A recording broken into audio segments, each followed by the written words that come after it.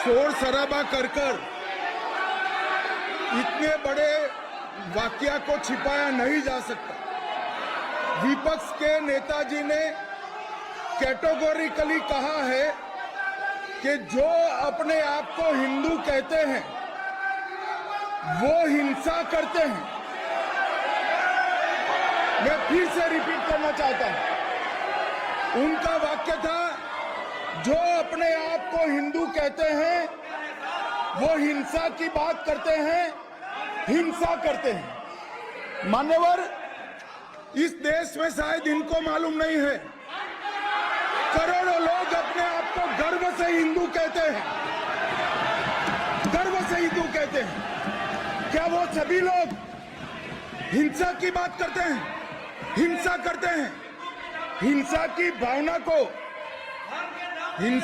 भावना को किसी धर्म के साथ जोड़ना और इस सदन में और संवैधानिक पद पर बैठे हुए व्यक्ति ने, मैं मानता हूं मान्यवर, उन्होंने इसकी माफी मांगनी चाहिए। मान्यवर, मैं उनको एक गुजारिश भी करना चाहता हूं कि इस्लाम में अभय मुद्रा, इस पर इस्लाम के विद्वानों का मत एक बार वो ले ले। गुरु नानक साहब की अभय मुद्रा पर एसजीपीसी का मत वो ले ले। और मान्यवर, अभय की बात तो इनको करने का कोई अधिकार नहीं है। आपातकाल में पूरे देश को इन्होंने भयभीत करा, लाखों लोगों को जेल में डाला। और आतंक, वैचारिक आतंक अगर कभी था, वैचारिक आतंक कभी था तो आपातकाल के वक्त था। और मान्यवर, दिल्ली में दिन दहाड़े हजारों सिख भाइयों का कत्लेआम उनके शासन में हुआ। आज वो भय की बात कर रहे हैं। मान्यवर, मेरा आपसे आग्रह है कि श्री राहुल गांधी, नेता प्रतिपक्ष, पहला भाषण होने के बावजूद माफी मांगनी चाहिए, न केवल सदन, पूरे देश की माफी मांगनी चाहिए।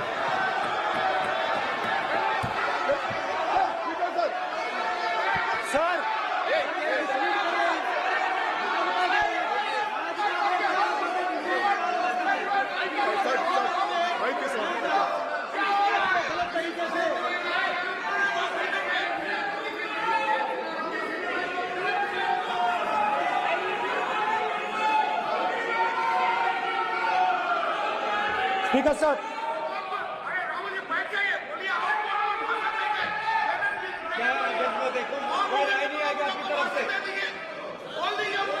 तो कल प्रधानमंत्री मोदी जी के समय भी सर आप ऐसे रहिए सर।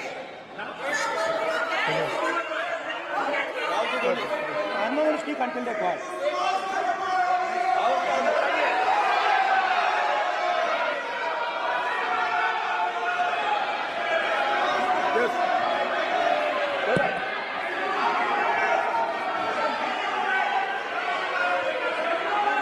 आप 60-65 वर्ष के बाद एक नियमित पेंशन के हकदार हो सकते हैं।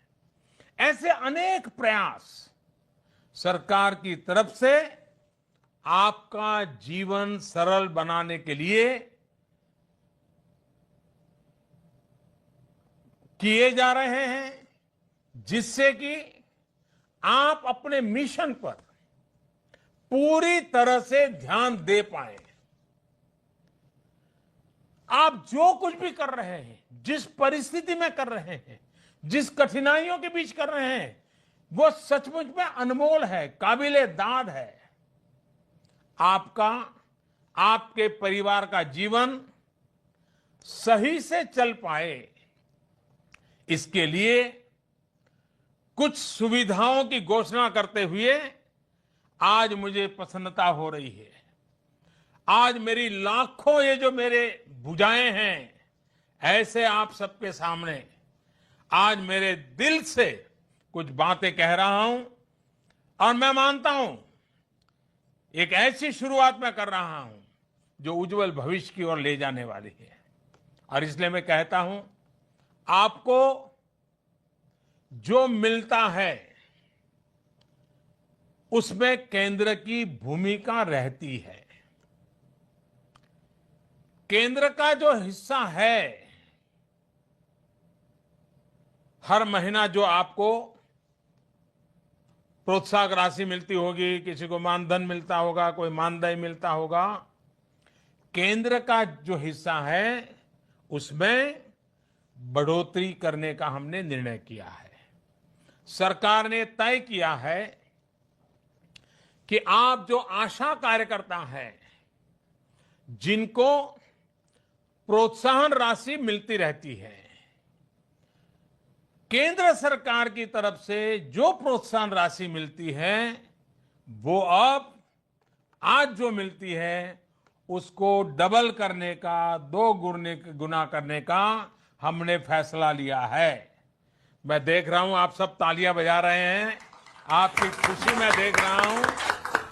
इतना ही नहीं, सभी आशा कार्यकर्ताओं और उनकी सहायिकाओं, हेल्पर को प्रधानमंत्री जीवन ज्योति बीमा योजना और प्रधानमंत्री सुरक्षा बीमा योजना के तहत मुफ्त में बीमा सुरक्षा भी दी जाएगी। यानी दोनों मिलाकर के 4 लाख रुपए का आपका बीमा, यानी 2-2 लाख के तहत आपको आपके परिवार के लिए सुनिश्चित की गई है।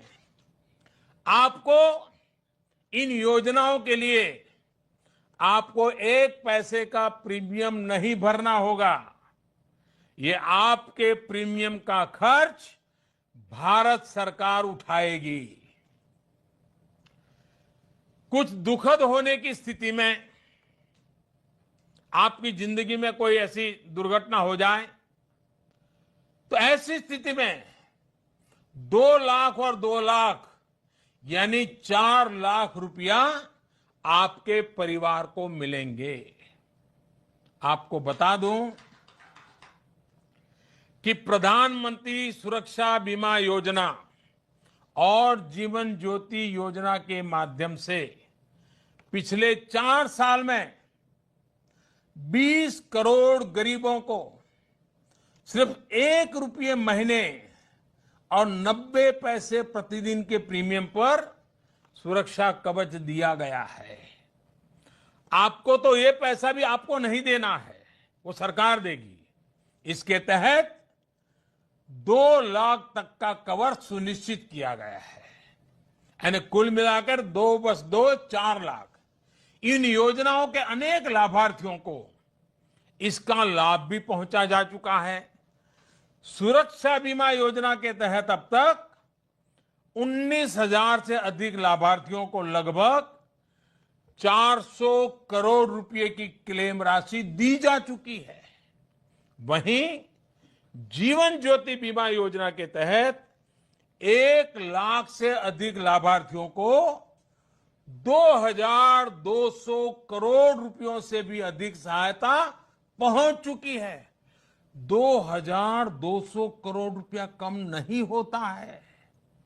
वहीं आंगनवाड़ी कार्यकर्ताओं, केंद्र सरकार की तरफ से, ये मैं अब आंगनवाड़ी कार्यकर्ताओं के लिए कह रहा हूं, पहले मैंने आशा वालों के लिए कहा, केंद्र सरकार की तरफ से मिलने वाले, कहीं उसको मानदेय कहते हैं, कहीं उसको मानधन कहते हैं, उसको भी हमने बढ़ाने का फैसला किया है।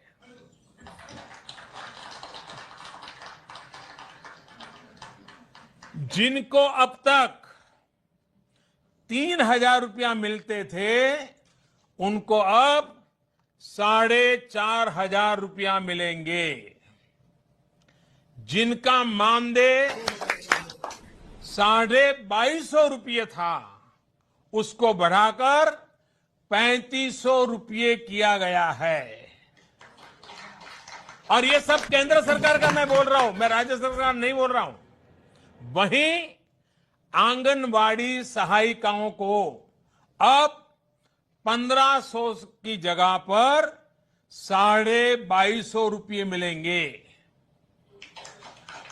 इतना ही नहीं, पोषण अभियान के तहत आईसीडीएस, सीएस जैसी तकनीक का इस्तेमाल करने पर 250 से 500 रुपये तक का अतिरिक्त प्रावधान भी किया गया है, जो कार्यकर्ता के उत्तम प्रदर्शन के आधार पर उनको विशेष रूप से मिलेगा। ये बढ़ा हुआ मानदेय हो, बढ़ा हुआ मानधन हो या बढ़ी हुई प्रोत्साहक राशि हो, ये सब कुछ अगले महीने से ही यानी 1 अक्टूबर से शुरू हो जाएगा। मतलब कि दिवाली के पहले 1 नवंबर को जब आपका तनख्वाह मिलेगा तो ये नया तनख्वाह आपको मिलेगा, नया पैसा मिलेगा, अधिक पैसा मिलेगा, आपकी दिवाली और अधिक रोशन होगी। साथियों, स्वस्थ और सक्षम भारत के निर्माण में आप सभी की शक्ति पर मुझे, पूरे देश को पूरा भरोसा है।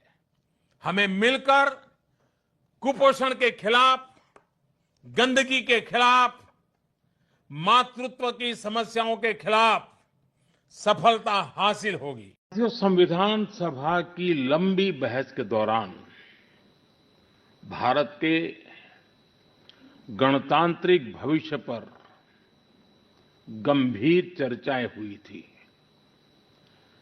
आप सभी उस डिबेट से भलीभांति परिचित हैं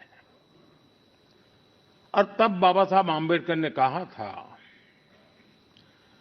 constitution is not a mere lawyer's document. Its spirit is always the spirit of age. जिस स्पिरिट की बात बाबा साहब कहते थे वो बहुत ही अहम है। देश काल परिस्थिति के हिसाब से उचित निर्णय लेकर हम संविधान की समय समय पर व्याख्या कर सकें, ये प्रावधान हमारे संविधान निर्माताओं ने हमें दिया है।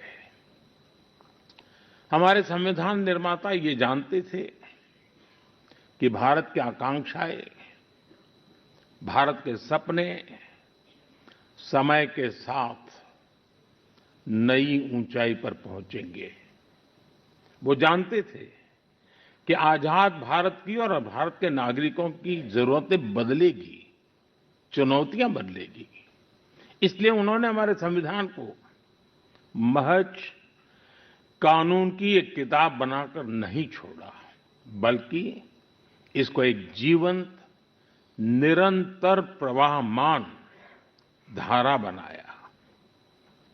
साथियों, हमारा संविधान हमारे वर्तमान और हमारे भविष्य का मार्गदर्शक है। बीते 75 वर्षों में देश के सामने जो भी चुनौतियां आई हैं, हमारे संविधान ने हर उस चुनौती का समाधान करने के लिए उचित मार्ग दिखाया है।